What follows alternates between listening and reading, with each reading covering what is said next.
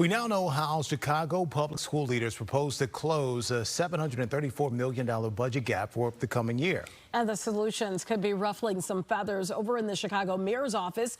Political reporter Paris Schutz explains why. Paris? Yeah, Tia and Terrence, newly appointed Chicago Public Schools CEO Macklin King and her team unveiled that budget proposal at a public meeting before the Board of Education today.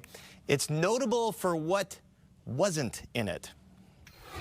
We have not included adding to our $9 billion debt burden as a strategy to close the FY26 budget gap. CPS Budget Director Mike Sitkowski says a proposed $200 million borrowing scheme could be the death knell for the school district's long-term finances.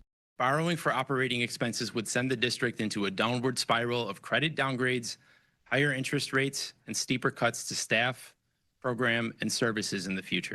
Today, Sitkowski and new CEO Macklin King's leadership team unveiled their 2026 budget to the Board of Education.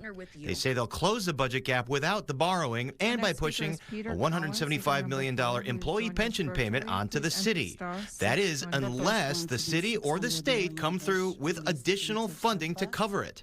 The plan was met with skepticism from board member Makilla Blaze, who was appointed by Mayor Johnson.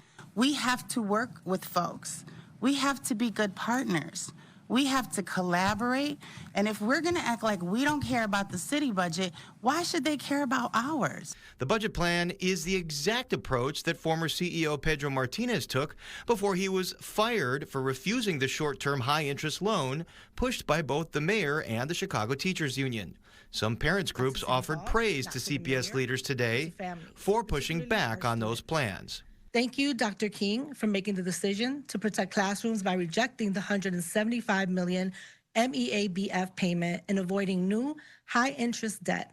This decision shows a real commitment to putting families first, even in the face of intense pressure. CPS leaders say they'll close the gap through TIF money, debt restructuring, and cuts outside of the classroom.